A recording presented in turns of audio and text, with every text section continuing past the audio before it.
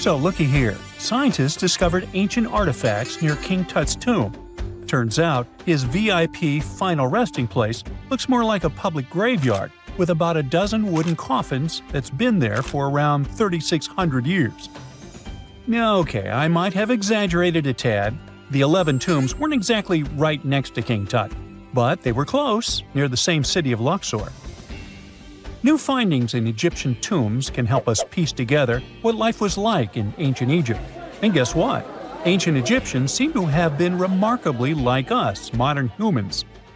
Say, the women have always loved jewelry, and archaeologists retrieved a beautifully made necklace with 30 amethyst beads and 2 agate beads, plus a hippo head amulet. Bet it was all the rage back then. Researchers also discovered 2 copper mirrors. One had a handle shaped like a lotus, and the other was decorated with Hathor, the ancient Egyptian deity of the sky, women, fertility, and love. These recent excavations near Tutankhamun's burial site led to another jaw-dropping revelation. For the first time in thousands of years, fragments of Queen Hatshepsut's Valley Temple were uncovered. This fearless woman was thought to be the second female pharaoh, who ruled with both courage and wisdom, leaving a legacy as solid as the stones themselves. Her temple, hidden for ages, opens a window into a time filled with power, intrigue, and spiritual devotion. Archaeologists found over 1,000 beautifully decorated stone blocks on the outskirts of Hatshepsut's funerary temple. There were very few women who managed to take the throne in ancient Egypt. Another tomb was found nearby, and it belonged to the overseer of Queen Teti Sheri's palace, whose name was Jehuti-Mez. Queen Hatshepsut seems to have even more tombs, aces up her sleeve. These tombs were carved into the rock instead of being built as pyramids, showing a unique ancient perspective on how to protect the soul in the afterlife. Experts managed to retrieve some cool ancient pieces from the site. Toys made of clay, mummy masks, winged scarabs, and some amulets. Sadly, there surely used to be way more artifacts, but over the last centuries, there have been people other than archaeologists to stumble upon this site. It's likely that looters got to these tombs before them and may have taken some valuable items. But they did leave behind some cool stuff for the researchers, like pottery used for offerings of bread and meat, along with archers' bows that connect the tomb's owners to the Egyptian military. Meanwhile, soul protection is way more important than you might think, especially if you're roaming around Luxor looking for ancient secrets. You aren't scared of King Tut's curse, are you? Let me tell you what happened to those who weren't scared, but promise me to take it with a dash of salt, okay? For years, Egyptologists, especially those who believed in paranormal activity, were convinced that there was an unsettling curse surrounding Tutankhamun's archaeological discoveries. This belief stemmed from the mysterious and untimely demise of several excavators who discovered the tomb in 1922 with no logical explanation for why they passed away. It was just easier to chalk it up to something supernatural and avoid the whole mess. But it turns out it wasn't a curse at all. It was likely the radiation that caused those excavators to perish. Now, you might wonder where the radiation came from. After all, while radioactivity was discovered in the 19th century, ancient Egyptians, despite their impressive pyramids, didn't have any radium lying around to make Tut's tomb glow like crazy. So, what could be the real story? It might have been toxic waste behind it all. Toxic levels of radiation from uranium and hazardous waste have been lurking inside the tomb since it was sealed over 3,000 years ago. The burial chamber of Tutankhamun's tomb reportedly has such high radiation levels that anyone who steps inside could easily end up with a fatal dose of radiation sickness or an incurable condition. By the way, you can have a somewhat similar level of radioactivity if you don't get rid of those moldy dinner leftovers you left to perish in your fridge a month ago. But this radioactivity isn't exclusive to Tutankhamun's tomb. Ancient Egyptian artifacts discovery is rewarding yet dangerous due to unusually high radiation levels in Old Kingdom tombs all over Egypt. Geiger counters have detected radiation at 2 sites near the Giza pyramids, and radon, a radioactive gas, has been found in several underground tombs in Saqqara. Interestingly, Experts believe that the builders of these ancient tombs were aware of the toxins, as some eerie warnings were carved into the walls of many tombs. One inscription ominously declared, "They that break this tomb shall meet their end by a malady that no doctor can diagnose." Other ominous phrases like "forbidden," "due to evil spirits," only added to the fear that supernatural curses haunted these ancient sites.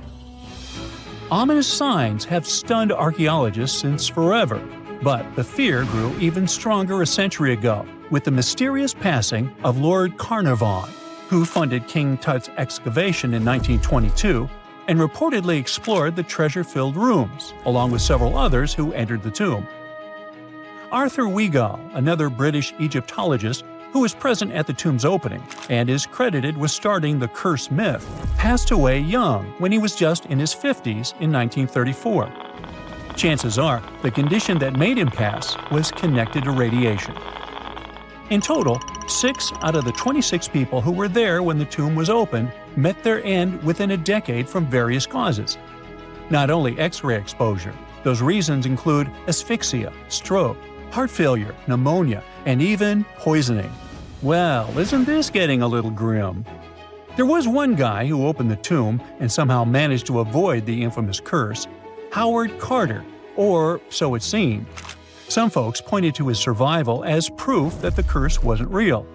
After digging up the tomb, Carter published several books on the topic and shifted gears from archaeology to dealing in antiquities for various museums. Despite dodging demise or injury, rumors swirled about how the curse may have impacted him in other ways. One of the big stories linked him to Lord Carnarvon's daughter, Evelyn. Some said he was madly in love with her, but she married someone else, so he chose to stay single. Others claimed they had an affair while she was in Egypt, which ended when her father passed away and she left the country for good. However, there wasn't much evidence to support these stories. Evelyn was just 6 when they met, and they remained friends until his last breath. She was even one of the few attendees at his funeral, but denied any romantic involvement, saying they weren't that close. A year after the revolutionary discovery near King Tut's tomb, Evelyn married politician Sir Brograve Beauchamp and had a daughter. That same year, Beauchamp toured the tomb with his parents, guided by Carter himself.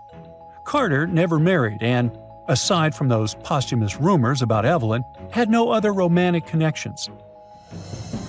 While the curse adds an intriguing twist to his life story, his tendency to keep relationships at arm's length was evident long before the tomb was opened. It seemed Carter just wasn't a people person. In 1939, after battling a serious illness, he ultimately succumbed to fate. He was 64, which was a pretty common life expectancy in the UK back then, so no one really thought it was off and linked it to an ancient curse. When he passed, it turned out he had several artifacts from Tutankhamun's tomb in his London apartment, which were eventually sent back to Egypt, marking what some viewed as the curse's end.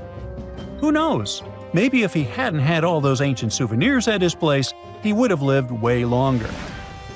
But all the other demises might seem off.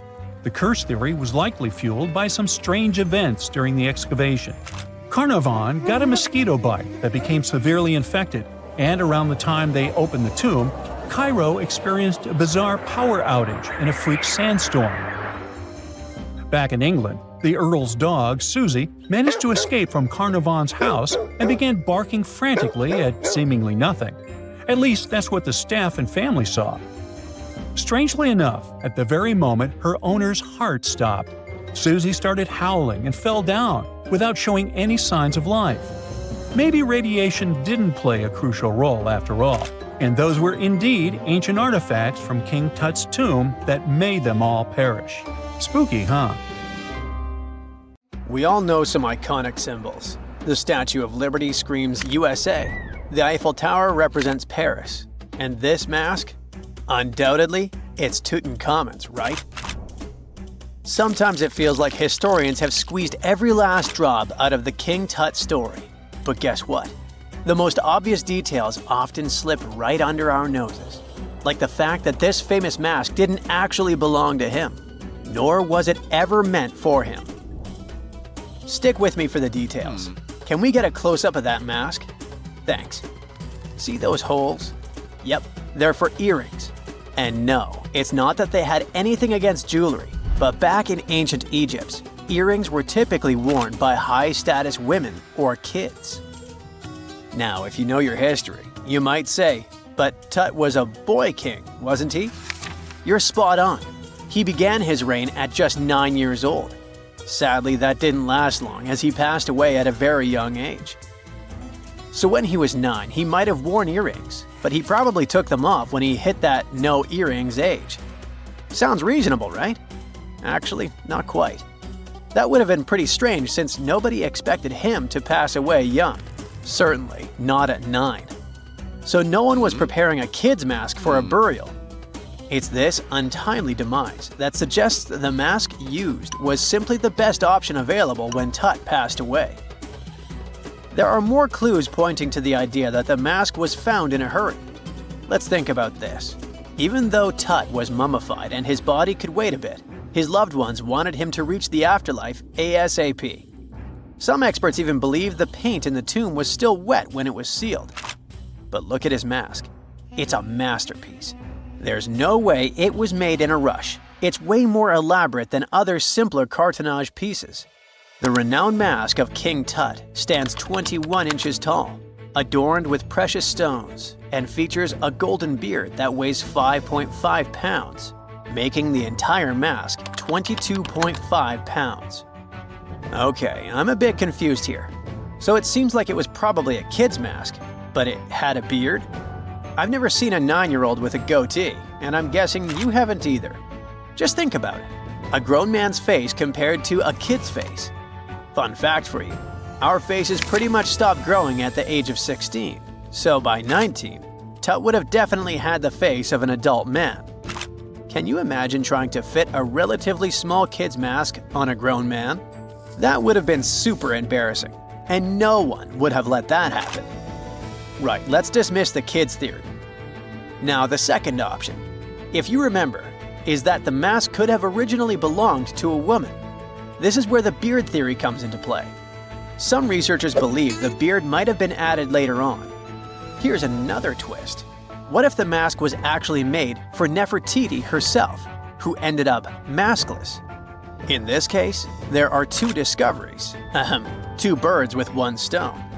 For now, it sounds like a conspiracy theory, I know. But let's give it a shot and delve deeper into the details. So, Tut passed away in around 1323 BCE, probably due to malaria. He had other health issues too, like when he broke his leg, and records suggest he wasn't in the best shape. As for Nefertiti, we have no solid data about her demise. Plus, nobody knows exactly when or where she was buried. The supposed year when she passed away is around 1330 BCE, but she could have lived longer, and the mask was intended and prepared for her. Or maybe they just took her mask right from the burial chamber. After all, they were family. Well, sort of. She was said to be his stepmom, having been married to Akhenaten, who was likely Tut's father. But this is not 100% accurate. Some scientists doubt it. Ah, these ancient Egyptian families. It's hard to keep track of who's who. I know, you're not yet convinced that Tut wore a lady's mask. Let me share one more theory with you. Meet Howard Carter, the enthusiastic archaeologist who discovered Tutankhamun's tomb. It was located in the Valley of Kings outside Luxor, and, to everyone's surprise, was nearly intact. When he entered, he noticed something odd. This didn't feel like a pharaoh's burial chamber. It was classy and all, but it had a vibe that suggested it was made for a woman. Typically, Egyptian pharaohs had larger tombs that suited them better, and even more strangely, it was oriented to the right of the entrance. This didn't add up. That orientation was typical for female chambers, which Egyptian queens used. Another red flag was that the chamber appeared to have been built in stages, and all the artifacts, around 2,000 of them, seemed hastily placed there. Even more curious, they looked like they were meant for other royals. Carter discovered this burial site in 1922, but it remained a mystery as to why it was so bizarre. Almost a century later, Nicholas Reeves thought he may have solved the puzzle. He claimed that King Tut might not have been the original resident of the tomb. Instead, he suggested that the undisturbed resting place of the legendary Queen Nefertiti could be hidden behind the walls of the boy king's burial chamber. Nicholas studied high-resolution photos for months, meticulously examining every pixel. One day, he focused on detailed scans that revealed the texture of the tomb's walls beneath layers of paint. He spotted what he believed to be outlines of two doorways that had been blocked and plastered over to hide them from view. The more he looked, the more it seemed real. Could it be a tomb within a tomb? Nicholas theorized there was a hidden storeroom behind the western wall of King Tut's tomb, and his chamber might just be the outermost section of a larger corridor-style network of rooms. It all sounds fancy, but sorry to break it to you, Reeves' theory was debunked. To find out if he was onto something, experts had to use ground-penetrating radar to see the unseen. Reeves' idea was that if there were gaps, it could indicate the presence of additional rooms. And at first, in 2015, one expert even thought he had found a hidden room. But the glory didn't last for long. A year later, after double-checking, it turned out there were no hidden doorways. By the way, Nefertiti isn't the only legendary woman from Egypt whose burial site remains a captivating mystery. There's a cool legend about Cleopatra that you might enjoy. It's said that she once declared, "No man will ever find my tomb." Kind of fitting, right? After all, the person who's come closest to uncovering her final resting place is a woman. Fast forward a few millennia after she passed away, and while no man has located it, archaeologist Kathleen Martinez believes she might have cracked the code. She's been on the quest for Cleopatra VII's tomb for nearly 20 years, and recently discovered a bust that she thinks represents the famous queen. However, not everyone is on board with her claim. Some experts argue that the bust doesn't resemble Cleopatra at all. Alongside this intriguing marble statue, Martinez's team also unearthed 337 coins, some of which, less controversially, feature Cleopatra's likeness. But the real part is that it's still not officially confirmed. There's no doubt about the existence of the small bust. It's carved from white marble, fits in one hand, and shows a woman wearing a royal crown, according to a translated statement from the Egyptian Ministry of Tourism and Antiquities. The big question, though, is who it actually depicts. While Martinez insists this statue is a representation of Queen Cleopatra VII, many other archaeologists argue that the facial features don't match, suggesting it likely belongs to a princess instead. Sorry, I can't resist the temptation of breaking the magic for a moment. Some folks believe that the whole idea of "no man will find my tomb" is misunderstood. Even if she did say it, what she probably meant was "no living soul," and it wasn't about gender at all. It can as well be just a beautiful legend. Toodaloo! For more than 3,000 years, the gold mask of Pharaoh Tutankhamun stayed hidden in the Valley of the Kings. This artifact, which stands about 21 inches tall, shows how skilled and artistic the ancient Egyptians were. But nobody expected that X-rays would reveal its biggest secret. King Tut was the last ruler of his family during the 18th dynasty. He took the throne at just 9 years old, but ruled for only 10 years before he passed away unexpectedly.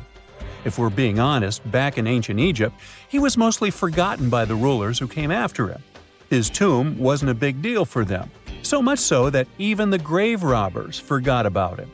It might sound a bit sad, but the truth is that it was actually great news for us. Since his tomb was practically forgotten, it ended up being perfectly preserved. While the other tombs in the Valley of the Kings were looted, his remained sealed and untouched. So, when it was discovered back in 1922, it had over 5,000 precious objects inside. That made Tutankhamun basically an instant celebrity and one of the best-known pharaohs nowadays. Among the treasures was the most stunning piece, his golden mask. This mask is said to be an exact image of the king's face, or at least it was supposed to be, but we'll get to that later. The purpose of this accurate representation of his face was to make sure that his soul would recognize him in the afterlife and return to his mummified body. In ancient Egyptian beliefs, this would allow him to continue living in the afterlife. The details of the mask clearly looked incredibly difficult to create, but people didn't realize how complex it truly was until many years later. The first X-rays of the mask were taken in 1967. Back then, the main reason for these scans was practical – conservation. The mask was heading to Paris for an exhibition, and it was the first time it had ever left Paris. This would help them keep track of any changes during the exhibit. Plus, the images could give clues about how the mask was made, but back then, they probably didn't fully realize just how complex its construction was. I mean, Egyptian goldsmiths didn't use modern soldering techniques. So, how did they make this mask? New X-rays taken in 2007 gave us some answers. It turned out the Egyptians didn't use pure gold, which is 24 carats. The mask was actually made of 23-karat gold, meaning it was mixed with another material. So specialists discovered that the gold sheets contained a small amount of copper, a reddish-brown metal. This was likely done to make the material more flexible and easier to shape. They would then shape the gold sheets by heating and hammering them over and over again. But there was one more secret inside the mask that wasn't discovered until 2015. The year before, the staff at Cairo's Egyptian Museum were working on the mask display when the long beard of the mask accidentally got knocked off. Another theory is that the beard had become loose over time and just fell off. Either way, the fact that King Tut's beard came off caused a lot of stress. After all, we're talking about one of Cairo's biggest tourist attractions, so the experts had to fix the problem quickly. The restoration process started with a detailed recording of the mask's condition. To do this, they had to take a full three-dimensional scan of the artifact. And, by accident, they found something very interesting in the mask. Inside the royal beard, there is a gold tube, an intriguing structure that the Egyptians likely used to attach the beard to the rest of the mask. And that proved, once again, that the process of making this mask was even more complex than experts thought. But the mysteries don't stop there. Remember how we mentioned that the mask was thought to perfectly represent King Tutankhamun's face? Well, that might not be entirely true. Some popular theories suggest the mask was never meant for him and was actually made for someone else. A study published in 2015 suggested the mask was originally made for a female pharaoh, his supposed stepmother, the famous and beautiful Egyptian queen Nefertiti. The biggest clue comes from an inscription on the mask. At first glance, it seemed to belong to Tutankhamun, but after a close examination, researchers noted that something else was actually written underneath King Tut's name. The royal name stamp seems to have been altered, and originally it had something written on it that translates to Queen Nefertiti. There is another feature of King Tut's golden mask that was overlooked for years, which adds even more mystery. As we mentioned earlier, experts believe he wasn't respected much by the pharaohs who came after him. And one of the clues that made archaeologists think this is the pierced ears on the mask. Some researchers believe that King Tutankhamun wouldn't have worn earrings after he was a kid. So, according to their theory, by the time he passed away at 18, he shouldn't have been represented with pierced ears. This could also support the idea that the mask originally belonged to Nefertiti, or maybe to someone who wasn't even connected to King Tut. But the mask isn't the only source of mystery. In fact, his whole tomb is full of puzzles. Recently, historians found a sign that the place where King Tut was supposed to be buried was changed at the last minute. For years, experts wonder why a pharaoh who ruled for 9 years ended up in such a simple tomb. When compared to the grandeur of other pharaohs' tombs, his tomb seemed, well, a bit plain. The idea that a king like Tutankhamun would have such an unremarkable resting place just doesn't match up with the power and importance he must have had in ancient Egypt. So, what happened? Well, apparently, this might have something to do with his successor, Pharaoh I. After King Tutankhamun passed away, researchers believe that Ai made sure to erase him from Egypt's history. So, one theory suggests that he was probably behind the quick decision to place King Tut's body in a smaller, less impressive tomb. When experts looked at Ai's own tomb, they found something interesting. There is a large wall covered in painted baboons.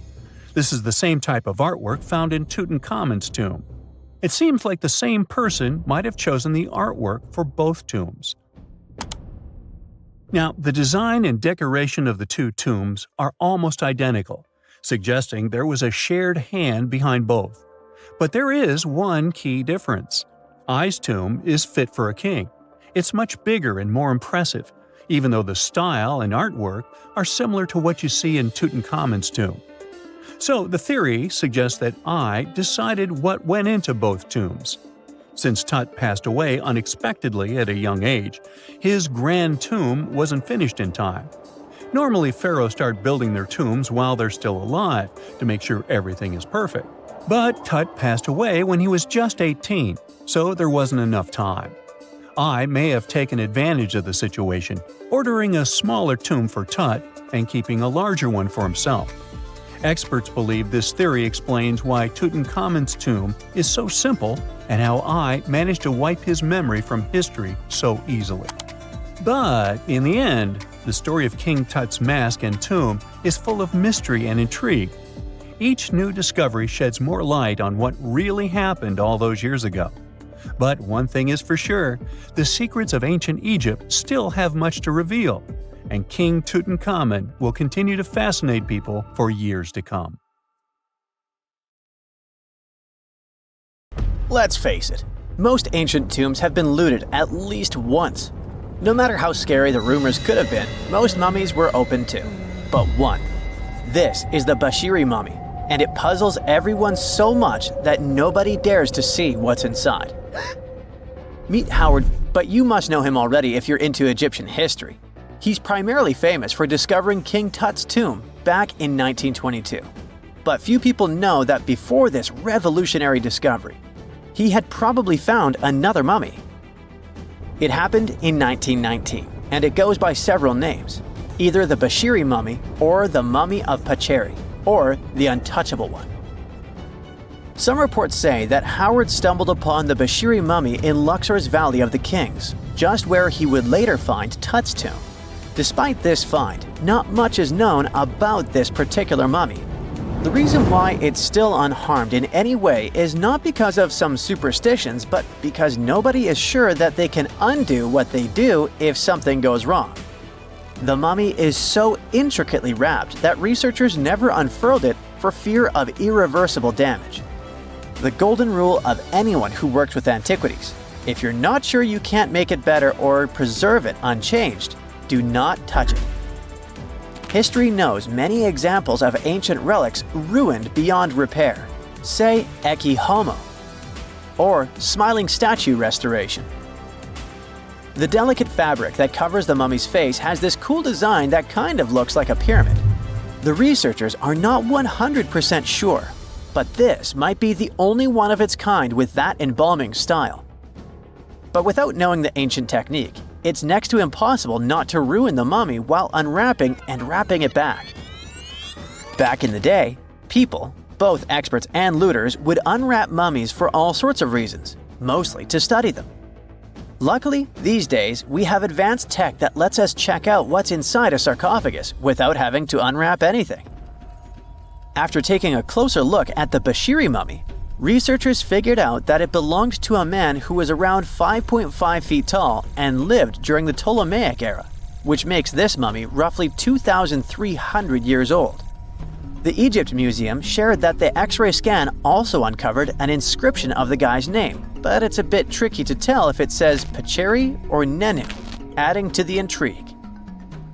The museum also pointed out that the fancy casing the mummy is in features all sorts of decorated scenes. You can see the mummy lying on a bed, flanked by deities Isis and Nephthys, along with the 4 sons of Horus. Plus, there are 2 images of the funerary god Anubis at the feet of the casing. By the way, Bashiri mummy is not the only one that has remained untouched. This is Issa Temkebde, and Gaston Maspero, a French archaeologist, made the decision to leave her mummy untouched, wanting to keep her resting peacefully since she was in such amazing shape. He did mention, though, that her tomb had been raided long ago. Thanks to some X-ray work, we learned more about the mummy. The scans revealed a few artifacts still wrapped up with the wife of a high priest, including amulets around her neck, right arm, and forehead.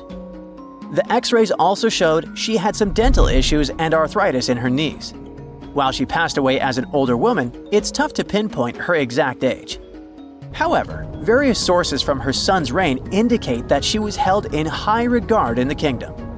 Issa Temkebde served as the sister wife of Penejam II. You got me right, they were related by blood and were siblings, but back then it was pretty common to get married this way to preserve the purity of the bloodline. Say that to Habsburg, duh. Their chase for purity only led to inbreeding and the notorious Habsburg's jaw. Right, I guess we should not judge ancient Egyptian rules and morals, but what we can say for sure is that both Bashiri and Issa Temkebde were incredibly lucky to stay untouched. The odds were not in King Tut's favor, though. The researchers' work hit him hard. The tomb itself was discovered in 1922, but it wasn't until 1925 that the nested coffins were opened during an excavation. The outer coffin, held together with silver pins, opened up to show another coffin shaped like a mummy, decorated with colorful glass and flower garlands. There were worries about the king's mummy because it had been exposed to moisture. The middle coffin was pretty heavy and didn't have any handles, so they had to be super careful taking it out. Inside the innermost coffin, which was solid gold and wrapped in a red cloth, they found the royal mummy, and this all went down on October 28, 1925. Tutankhamun's mummy, measuring about 6.07 feet, fit snugly into the innermost coffin, which was 6.17 feet long. You can already tell there was a problem, right? Imagine how hard it is to extract something as fragile as an ancient dried-up mummy, especially when there's not much room for maneuver. Plus, the mummy looked sus. It was pitch black. Howard Carter, the lead archaeologist of the expedition, estimated that around 2 buckets worth of oils had been poured over the mummy. But care had been taken to avoid the mask and feet. It was made to preserve him better. The body was positioned at a slight angle in the coffin, and there was a noticeable difference in the amount of dark oils on the right and left sides, indicating that the coffin might have tilted while being lowered into the sarcophagus. This oil created moisture inside the coffins, and over time, it reacted chemically, which Carter described as a sort of slow, spontaneous combustion, leading to the carbonization of the linen wrappings. Unfortunately, the combination of heat and moisture took a toll on the mummy's trappings as well. The crooked flail fell apart, the resin scarab cracked, and the threads holding the hands and mummy's bands started to decay, making everything quite fragile. Plus, the oils hardened over the years, effectively gluing the mummy and mask to the coffin's bottom. To try and separate the mummy from the inner and middle coffins, they were placed in the sun for several hours, reaching temperatures of 149 degrees Fahrenheit. Despite this effort, the mummy remained stuck, so the initial examination had to be done right where it was. The first part of Tutankhamun's mummy the researchers checked out was his lower legs and feet, meaning they started the examination from the bottom up. As they peeled back the bandages, they uncovered the first of many treasures wrapped up with the king. They took their time to carefully document and photograph everything they found. The inner layers of bandages were in pretty bad shape, mostly turning to dust, making it tough to figure out how everything was originally wrapped. Still, the overall methods matched what was seen in other nobles' mummies from that time. Lots of folded linen pads were used to shape the torso and thighs. The outer and inner bandages were made from fine linen, while the middle layers were coarser. They had some intricate bandaging around the shoulders and chest with a similar style around the groin. Each limb, along with fingers and toes, which were fitted with gold caps, was wrapped separately. Tutankhamun even wore gold foil sandals on his feet. They hoped to separate the mummy from the coffin by removing the outer bandages, but the resins had stuck the body to the coffin. So, the researchers ended up chiseling it out. To do this, they had to cut the torso in half at the hips and disarticulate the arms to continue unwrapping. Each part was treated with hot paraffin wax for stability, and later the hands and feet were reattached with resin. Finally, they used hot knives to detach the head from the mask. To check the teeth, it was decided to make an incision around the jaw and neck, which was later fixed with resin. So technically, the scientists did all they could to preserve the mummy, but still, in a way, it ended up being damaged beyond repair. What do you think? Should they have left it in the coffin? Or did they do the right thing? Let us know in the comments. Egyptian archaeologists made an extraordinary discovery near Cairo just recently. Drumroll, please. The most ancient and most complete mummy yet discovered in the country. Yes, they were keeping it under wraps. The 4,300-year-old mummy was found in a group of tombs close to the step pyramid of Djoser, dating back to the Egyptian Old Kingdom. It was covered in layers of gold. The team also found several other tombs, including one belonging to an ancient Egyptian official and another belonging to a secret keeper who had the power to perform special ceremonies. Another interesting tomb was that of a writer, which featured the largest statues ever found in the area. This vast burial site is also home to more than a dozen pyramids and resting grounds. Probably one of the most famous mummies in the world is that of Hatshepsut. She ruled Egypt like a boss for around 20 years, building all sorts of impressive buildings and creating new trade routes. But when archaeologist Howard Carter found her tomb in the Valley of the Kings, her sarcophagus was empty. However, Carter did find two coffins in another tomb, one of which belonged to Hatshepsut's wet nurse and the other to an unknown woman. In 2006, a team of specialists decided to investigate whether that mysterious lady was the queen herself. They found a molar tooth in a wooden box with Hatshepsut's name on it, and when they compared it to a gap in the mummy's mouth, it was a perfect match. Ramses II was a pretty impressive ruler, but it was his mummy that eventually made history. Now, we don't hear too much about his daddy. Okay, I'll stop. Ramses is considered to be the most powerful pharaoh in all of Egypt, as he reigned for a whopping 6 decades. He also lived to be over 90 years old. Now that's pretty amazing, considering the time he lived in. Ramses II supposedly had over 100 offspring too. Talk about a big family. When he passed away, his body was originally buried in the Valley of the Kings, but some sneaky guys tried to rob his tomb of all his treasures. Officials back in the day weren't having any of that though, so they moved his body to a secret location to keep it safe. Fast forward to the 1800s, and Ramses II's mummy was discovered along with a bunch of other rulers and important officials. But it wasn't in the best condition, so archaeologists flew it to Paris to get it, pampered. Problem was, he couldn't just be transported into another country. The only solution available was to give Ramses II his own passport. His occupation was listed as king, and the document even featured his photo. Most mummies aren't necessarily known for having the most hydrated skin. But that of an ancient woman, also known as Lady Di, proves otherwise. No, not that Lady Di.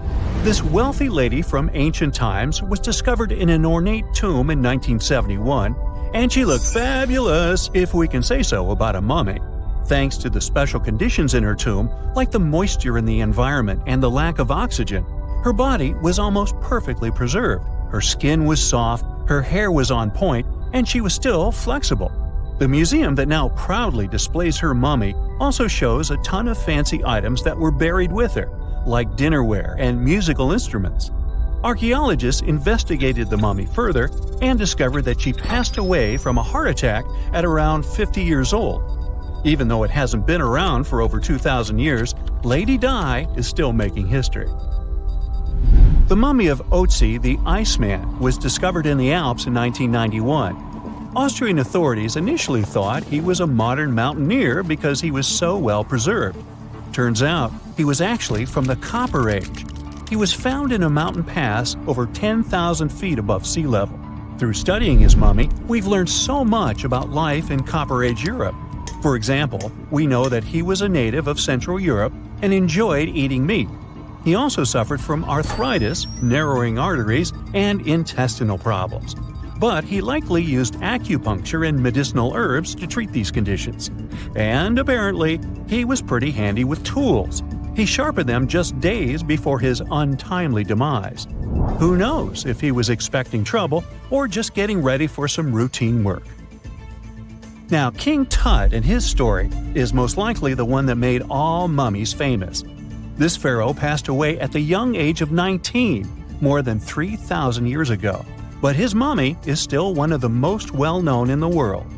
When his tomb was opened in 1922, people went wild because it was still intact, unlike many other royal tombs. It had some seriously blinged-out coffins, including one made of solid gold. Not only did Tut's tomb give us a glimpse into ancient Egyptian history, but his mummy also taught us a lot about the time he lived in. DNA analysis helped identify his parents and revealed that the pharaoh had a rare bone disorder that might have made walking a bit tough. Now, Ginger is most likely one of the coolest mummies you'll ever hear about. He's like a time traveler from 5,000 years ago who's still looking fly with his golden hair and perfectly preserved nails. Ginger was discovered in Egypt and is believed to be the earliest known mummified body. Before people even knew about mummification, they used to place bodies in shallow graves in the hot, dry sand. And since the sand absorbed all the water, bacteria couldn't reproduce and the body was preserved naturally.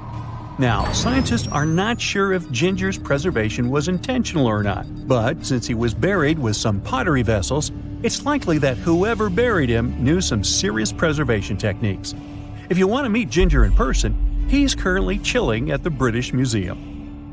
One Dutch art collector bought a statue from Asia and ended up finding a weird discovery. The statue contained a mummy hidden inside. Unfortunately, the body was too fragile to move, so they had to leave it there. The coolest part is that this mummy is over 1,000 years old and was on display for 200 years before being encased in the statue. When scientists did a CT scan, they found out that the mummy was filled with paper scraps covered in writings.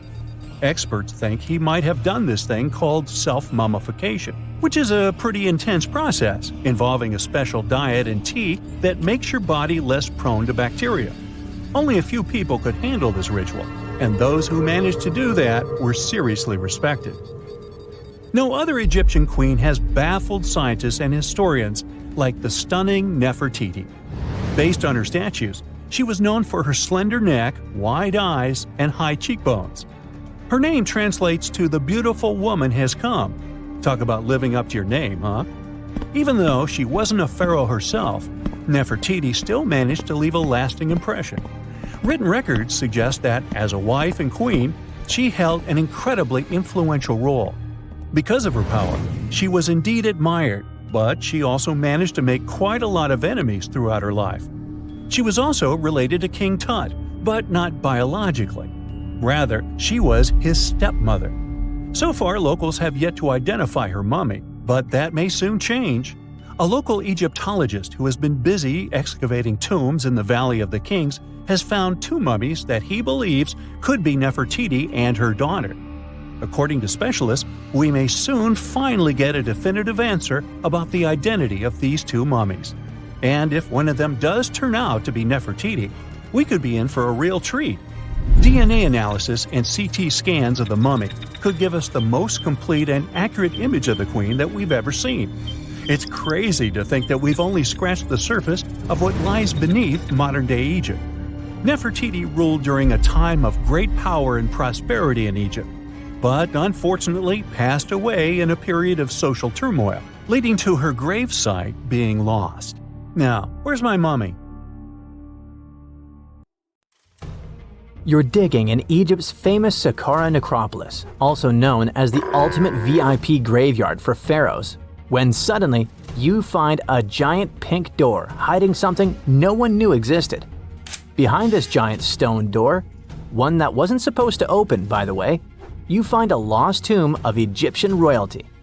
Alright, history lovers, it's time to buckle up because archaeologists just pulled off something straight out of an Indiana Jones movie.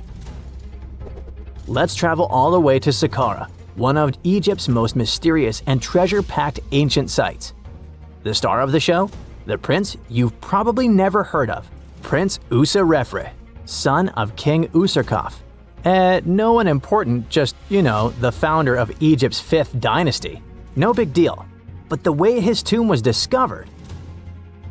It all started with a massive door, made of pink granite, no less.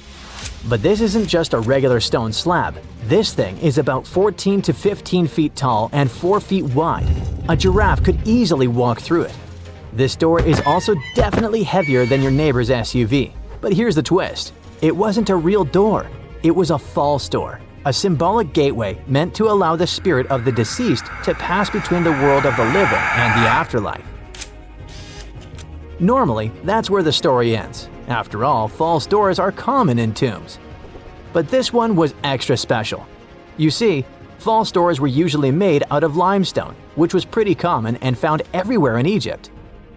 To build one out of red or pink granite, people had to bring these rocks from a quarry located 400 miles away. And you can bet this wasn't a cheap trip. According to Egyptologists, this is the first time a false door of this size and material has ever been found in Egypt, making it a totally unique piece of architecture. Aside from being super expensive, this one had a surprise behind it too. When the team of researchers investigated further, they realized that this false door actually hid a real entrance. And what did it lead to? A hidden tomb, packed with statues, relics, and secrets from over 4,000 years ago. The tomb belongs to Prince Userefre, but you can call him Wasar Efra, or Wasar Efra too. Despite being totally erased from history, this fella was no minor noble. The hieroglyphs on the pink granite door listed him as the hereditary prince, governor of Buto and Nekeb, royal scribe, minister, judge, and priest of chance. Phew! He was like the ancient Egyptian version of Daenerys Targaryen. These inscriptions not only identify his political and religious roles, but also suggest he held significant power in Lower and Upper Egypt, bridging both regions through his titles. One title in particular, the Priest of Sekher, links him to the deity of the necropolis, the one with the falcon head. This god was the patron of the living and god of the dead at the same time. So I guess the Forgotten Prince was sort of a big deal, considering that his tomb was placed in such a prestigious location within Saqqara. What's even more mysterious is that Prince Userefre doesn't appear in official king lists or royal family trees, which makes us wonder if he passed away before he could rule, or if his legacy was deliberately erased in one of ancient Egypt's classic political dramas. Some scholars now believe his erasure might be connected with shifting religious or political power struggles during the early 5th dynasty, especially as his father Userkaf was reshaping Egypt's religious order. And speaking of his father, King Userkaf was a total game changer. He wasn't just the founder of the 5th dynasty, he also kicked off a religious revolution by promoting the sun god Ra over older deities.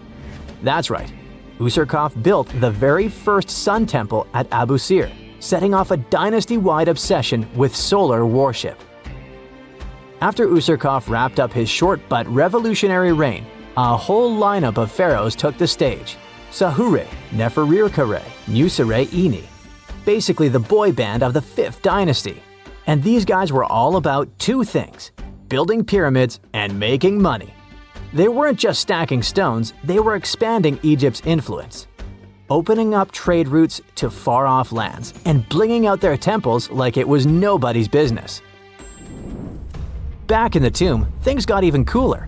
There was a beautiful red granite offering table covered with inscriptions detailing ritual foods, like an eternal menu for the afterlife, because they believed the deceased could magically eat this food. Fun fact, it was the funerary priests and their families that actually ate the food. There were also pottery shards, amulets, and painted walls, but the real showstoppers were the statues. And this is exactly where things get weird, in a good way. The team found statues of King Djoser, the guy who built Egypt's first pyramid, his wife, and their 10 daughters, inside Prince Userefre's tomb. Hold up, Djoser lived a few centuries before Usarkov. So what were his statues doing there? Turns out, scientists don't really know. These statues were built during the reign of King Djoser himself and probably belonged to that first ever built pyramid. Experts believe these statues were probably relocated during the 26th dynasty, thousands of years after Djoser, maybe to protect them from destruction, or maybe because they were still venerated. Basically, ancient Egyptians were hoarders, but classy ones. Scientists also know for a fact that some engravings and statues found there were made way later, which means that this tomb probably turned into a deposit for fancy stuff. Or maybe this was just really ancient interior decorating. Anyway, that wasn't all. There was another pink granite entrance on the eastern side of the tomb, with inscriptions linking back to King Nefertiti, another 5th dynasty pharaoh who also tried to build his own pyramid, but failed. And near this second entrance, archaeologists found something never seen before in Saqqara: a set of 13 pink granite statues, all sitting in a row on a high-backed bench, like they were waiting at the DMV of the afterlife.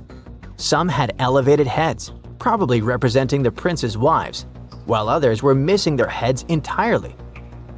One black granite statue was found upside down. Maybe it had taken a tumble sometime during the tomb's long, quiet centuries underground. According to archaeologists, the positioning and head shapes suggest that these statues followed a strict social hierarchy, with the central figures likely representing higher status individuals, while the headless ones might indicate unfinished work or later vandalism. And speaking of black granite statues, another one was found standing proudly inside the tomb. Based on its design and inscriptions, it looks like it was placed there during the 26th dynasty, the same time those Djoser statues were probably moved in. This suggests the tomb didn't just sit abandoned, it was reused, adapted, and maybe even honored by later generations.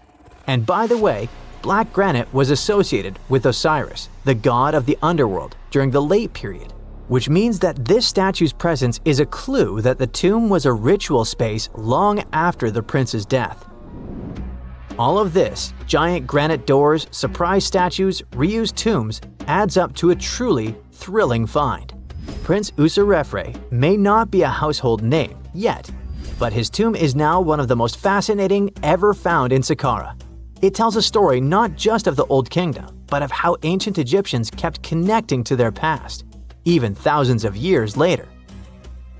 So, what does it all mean? Why hide a tomb behind a fake door? Why pack it with statues from different eras? And who exactly was Prince Usarkov? These are the kinds of mysteries that keep archaeologists digging and keep the rest of us fascinated.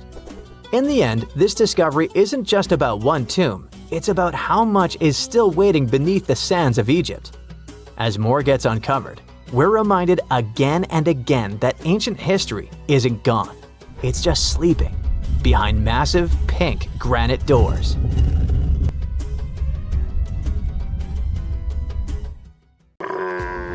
Not many civilizations are as mysterious as ancient Egypt, a powerful empire that lasted over 3,000 years. It gave us pyramids that still stand and myths that still inspire. It's one of the most explored places on Earth, yet somehow we still find exciting stuff. In Abydos, archaeologists just uncovered a 3,600-year-old royal tomb. It's huge! It has golden hieroglyphs of deities covering the entrance, but the pharaoh's name? It's not there. It's missing. Who was this ruler? And what new chapter could this open in Egypt's story? If there's one place in Egypt where the line between life and demise feels thinner, it's Abydos. To the ancient Egyptians, this was sacred ground. They believed it was the burial place of Osiris, the god who literally passed away, had his remains separated, and came back to life to rule the underworld. Because of that, Abydos became Egypt's spiritual gathering place. Pharaohs built amazing temples here, like the Temple of Seti, famous for its King's List, a wall that has the names of 76 pharaohs carved in it. Pilgrims came from across Egypt, leaving offerings and participating in Osiris festivals, where his demise and rebirth were ritually reenacted. It wasn't just symbolic worship, it was Egypt's version of Comic-Con. But instead of cosplaying superheroes, people reenacted gods coming back to life. Obviously, pharaohs competed to be buried as close to Osiris as possible. Abydos became part cemetery, part holy city, part afterlife insurance policy. Fast forward thousands of years, and we still uncover remarkable stuff around Abydos. That's the case with the recently discovered tomb. In early 2025, a joint team of researchers from the US and Egypt decided to dig beneath a rocky rise ominously called Anubis Mountain. You remember Anubis, the jackal-headed deity who guarded cemeteries. The uncovered royal burial was hidden 23 feet below the surface. Sadly, even though it eluded archaeologists for so long, robbers had already taken away with treasures ages ago. They could definitely tell this was a tomb of someone super important. Similar to how you can walk around a mansion with no furniture but still deduce that someone rich must have lived there. The chamber had mud brick vaults rising over 16 feet. That's taller than a female giraffe standing upright. For something built 36 centuries ago, it still felt enormous. However, when you remember that Egyptians were masters of architecture, nothing seems surprising. So no treasures, no golden mask, and sadly, no name. The cartouche that should have spelled the king's identity was unreadable. Egyptian tombs usually bragged about who was inside. In ancient Egypt, a cartouche was basically a big oval name tag for kings wrapped in hieroglyphs. Think of them as VIP passes that worked in both this life and the next. Without it, your soul couldn't check into the afterlife hotel. That's because to the Egyptians, your name, your ren, wasn't just so your teacher could distinguish you from kids with the same haircut. It was a core part of who you were. As long as your ren survived, so did you. To have your name forgotten was considered a fate worse than passing away. A soul cannot journey without a name. That's why you'd see cartouches all over the place, on temples, obelisks, jewelry, statues, and tomb walls. It wasn't there just for the marketing. It kept the pharaoh's presence front and center everywhere you looked. Imagine building a massive tomb only for 3,600 years later to walk in and go, who is this guy again? Not cool at all. That's why it's fair to imagine our nameless pharaoh haunting the robbers for all eternity. So yeah, cartouche was considered very significant. One of the most famous and mind-blowing examples comes from the tomb of Thutmose III. His burial chamber and sarcophagus were literally shaped like a cartouche.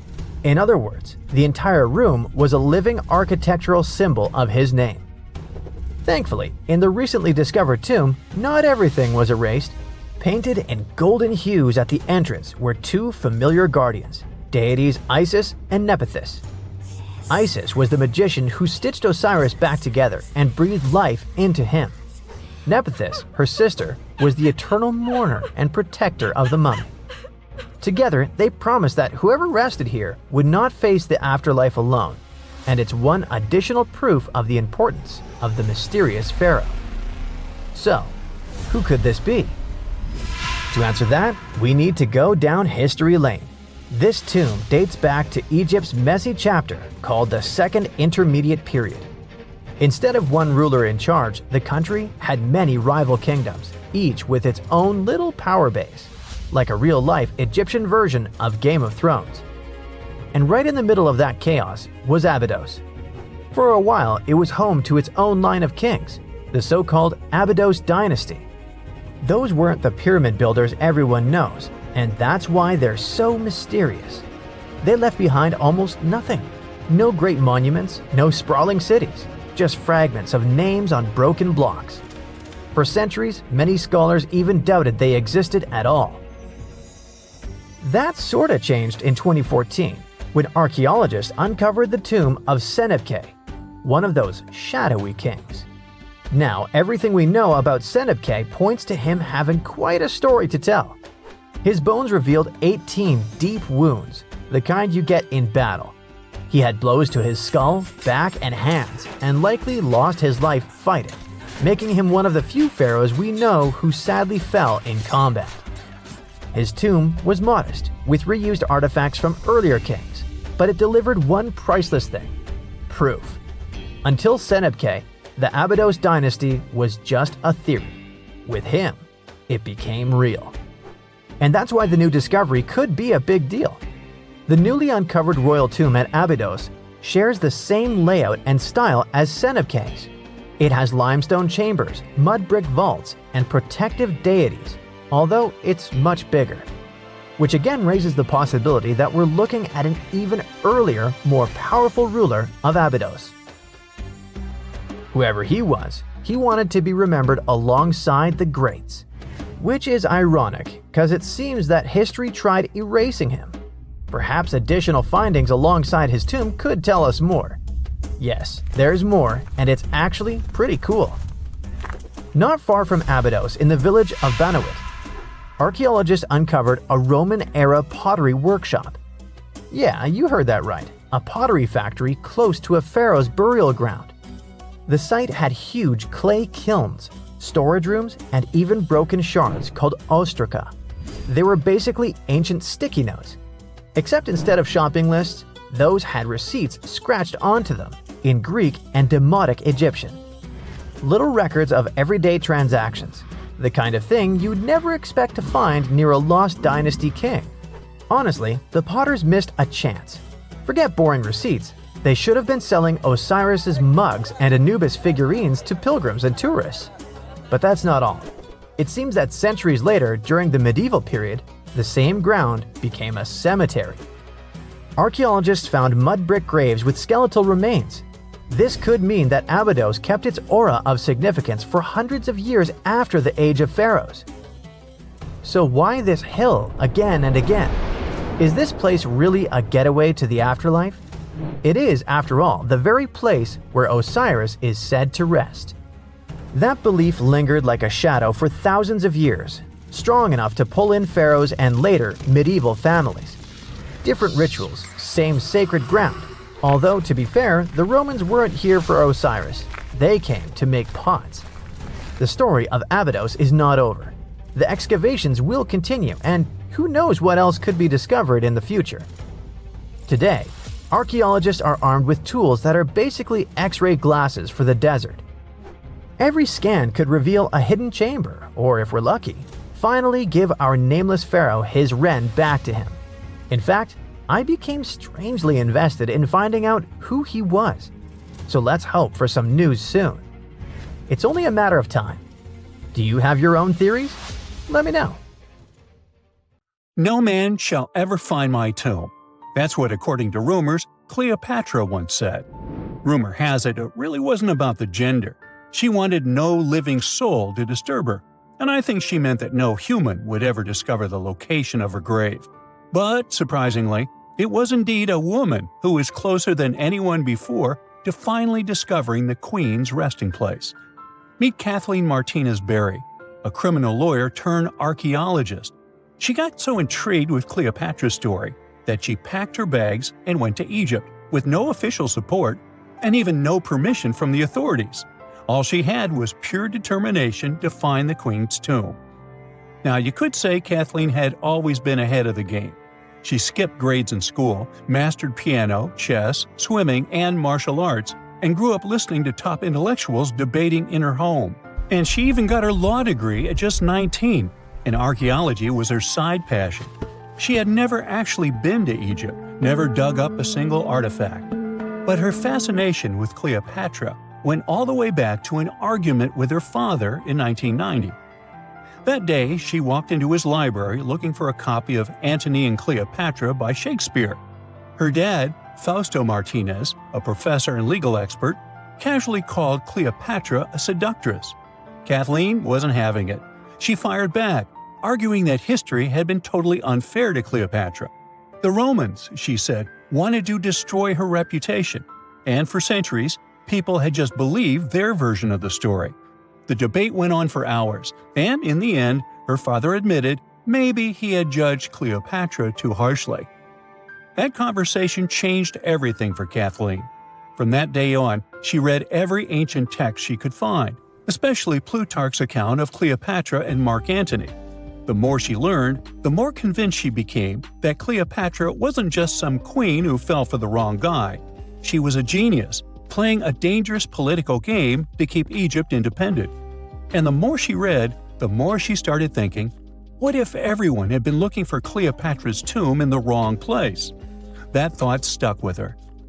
When she was caring for her second child, she earned a master's in archaeology. Multitasking. That reignited an obsession that would take over her life, uncovering the truth about Cleopatra. Even though most experts believe that Cleopatra's tomb, along with the final resting place of 13 other Ptolemaic rulers, lies somewhere beneath modern-day Alexandria, Dr. Martinez has a different idea. She believes Cleopatra was buried at Taposiris Magna, an ancient temple dedicated to Osiris, the Egyptian deity of the afterlife. But she still needed an ancient foundation plate. These plates, about the size of a smartphone, were placed beneath important temple structures and often contained inscriptions explaining when and why the temple was built. If she could find a plate that confirmed the temple was dedicated to Isis, Cleopatra's patron deity, she'd have solid proof that this was the right place to look. Nothing could deter Martinez. She excavated the entire temple site, digging deeper than anyone before her. Her team found coins with Cleopatra's name and face stamped on them. It meant Cleopatra had a direct connection to this site. Then, they uncovered something even more interesting. A tunnel used to bring water to people, leading straight from the temple into the Mediterranean Sea. So, if parts of the temple had already sunken into the water, could Cleopatra's tomb be down there too? Martinez needed proof to convince Egyptian authorities to let her search underwater. And, against all odds, she found the missing foundation plate. On it, the pharaoh offered a large area of Nubia to deity Isis. That was it, the confirmation she needed. The temple was indeed dedicated to Isis, proving her theory wasn't just speculation. If one temple was on land, Martinez suspected the second temple, possibly Cleopatra's tomb, had collapsed into the sea. She needed help from experts in underwater archaeology, so she reached out to Robert Ballard, the guy who discovered the Titanic. With support from the Egyptian authorities, she and her team began exploring the waters off the coast of Alexandria. And what they found was mind-blowing. Underwater, they discovered massive stone structures, some standing 6 to 10 feet tall, right where the coastline would have been thousands of years ago. They also found basalt blocks, the same material used in the statues from the first temple. That meant one thing: those weren't just random rocks. They were the remains of a lost city, buried beneath the sea for centuries. Now, we can only wait and see whether Martinez and her team will be able to unravel one of the greatest mysteries of the past left by the outstanding woman that was Cleopatra. Here's some backstory.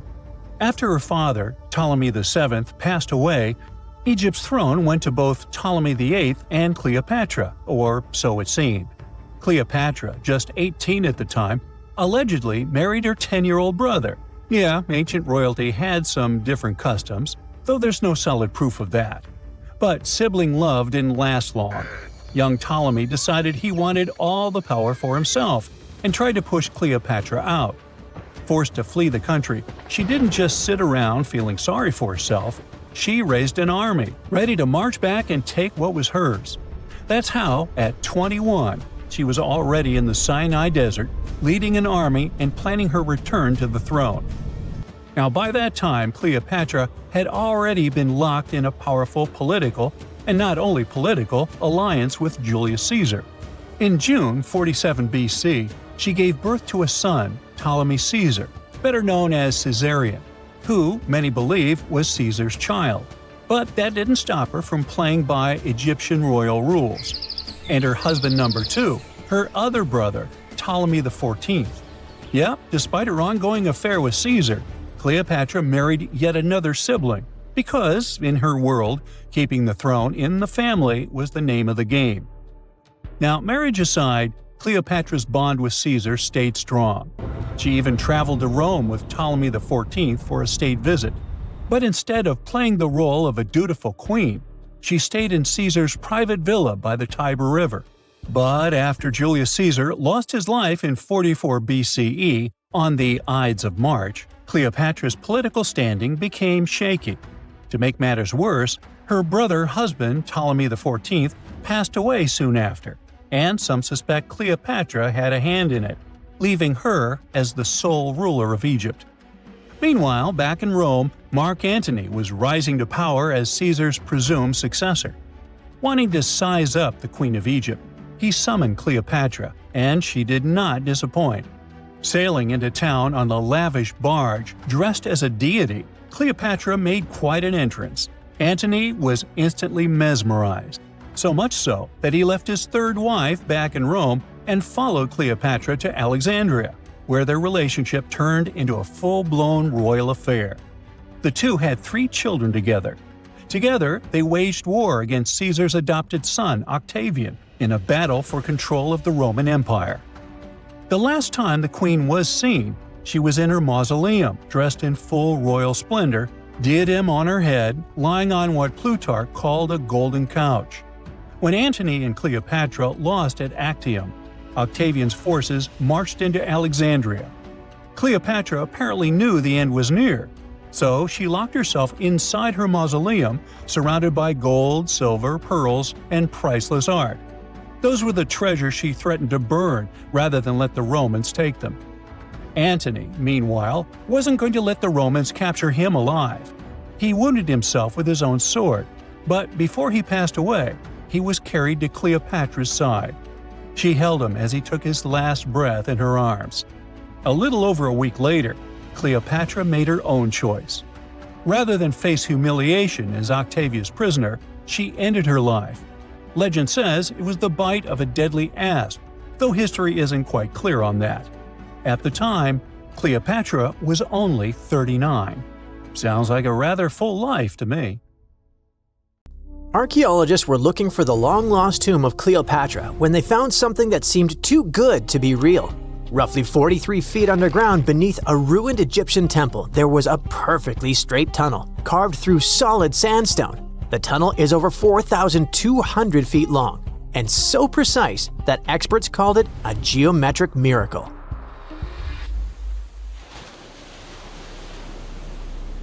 The tunnel sits beneath an ancient city west of Alexandria, near Egypt's Mediterranean coast.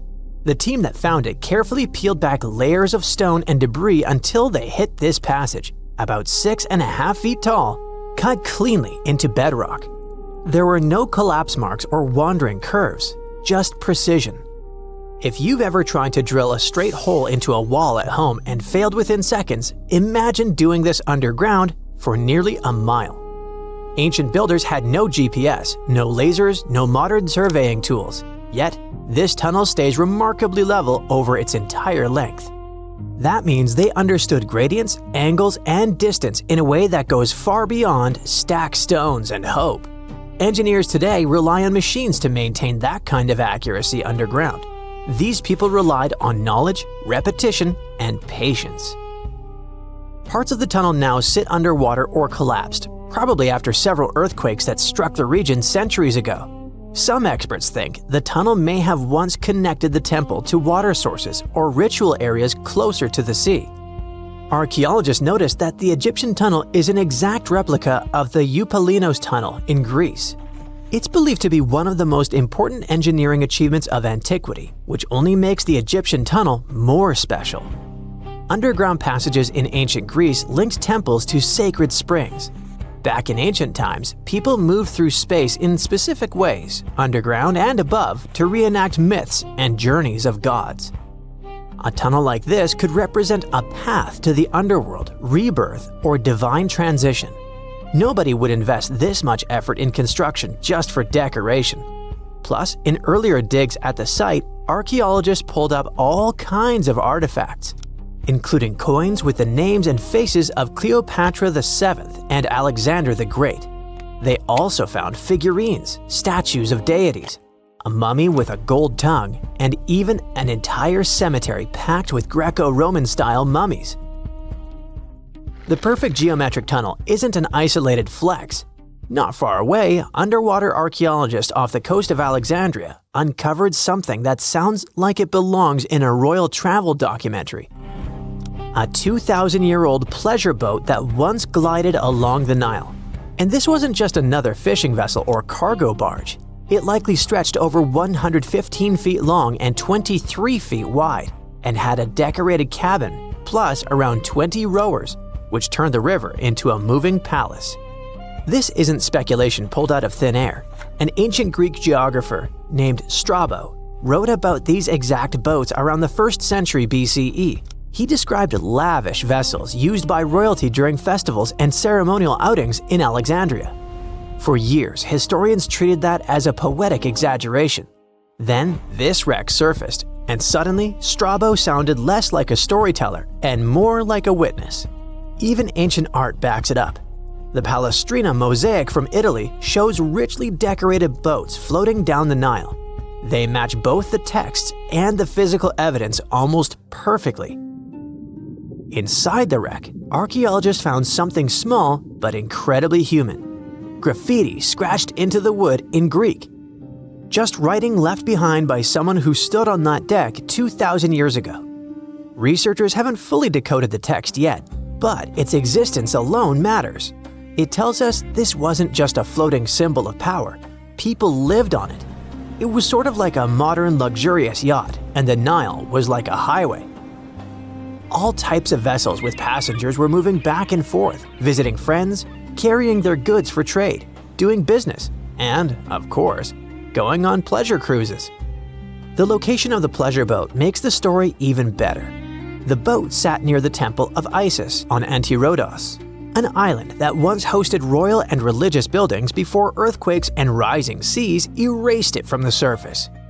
That temple collapsed around 50 CE, and researchers believe the boat may have sunk during the same disaster. Another recent find that has to do with life on the Nile is the lower part of the massive worship complex about 10 miles southwest of Cairo. It connects directly to an upper temple dedicated to Ra, the Egyptian deity of the sun. The newly excavated part is a 4,500-year-old valley temple. The upper temple sits on higher ground, and archaeologists excavated it years ago. The valley temple is closer to the Nile, and it's connected to the upper part by a causeway. A German Egyptologist actually started excavating part of the temple back in 1901, but the groundwater sat much higher then, and he had to stop. Now, the groundwater level is lower, and a modern team has managed to excavate about half of the valley temple since 2024. Once they got in, archaeologists uncovered the remains of a columned entrance portico. Then they found blocks carved with a calendar of religious events, almost like an ancient public schedule. The text includes feasts for Sokar, a falcon-headed deity linked to Memphis, which was a major capital during the Old Kingdom, plus the festival of Min, a fertility deity, and even the procession of Ra. The calendar blocks all showed up around the entrance portico area, which most definitely means that the outside facade of the temple displayed this long feast calendar publicly. That's why archaeologists think this might be one of the earliest examples of a true public calendar ever found. A literal event list for an entire community, built into the architecture. On top of that, the team found dozens of decorated blocks covered in inscriptions that named a pharaoh who ruled around 2420 to 2389 BCE and had the temple built. This temple shows how people moved through ancient Egypt. Because the upper temple handled the main worship, but the valley temple made the whole place accessible. It acted like the landing area for boats coming in, either directly from the Nile or more likely from one of its side channels. So instead of hiking across desert terrain, visitors could arrive by water, step onto the temple's landing stage, enter through the valley temple, then head up the causeway ramp toward the upper temple on the hill. After about a century of use, researchers found that the valley temple had been repurposed into a residential area. And the best part is, what they found from that era: 2 wooden pieces used for playing Senet, an ancient board game. Senet shows up at other Egyptian sites too, including King Tutankhamen's tomb, but nobody fully agrees on the rules today. Some discoveries in Egypt create new mysteries instead of solving the old ones. Earlier in 2025, archaeologists announced the discovery of the first pharaoh's burial found in or near the Valley of Kings since King Tut's tomb in 1922. The newly found tomb of Thutmose II flooded almost immediately after burial. Ancient officials rushed in, removed the mummy and most of the grave goods, and hid them somewhere else. The weirdest part is that an alabaster ointment jar inside the tomb links the burial directly to Hatshepsut, Thutmose II's wife and half-sister. The inscription basically says she made this monument for him, which proves she arranged his burial. But it still doesn't explain why she placed him here and later chose the Valley of the Kings for herself. Now, archaeologists are studying a huge mound of rubble near the tomb, about 75 feet tall, and suspect it was built to hide something important. If a second tomb sits underneath, it could be complete and undisturbed. So, the deeper the archaeologists dig, the more ancient Egypt stops feeling like a gone civilization and starts feeling like a paused one. Looks like it didn't just survive time, it outsmarted it. And we're only just beginning to catch up.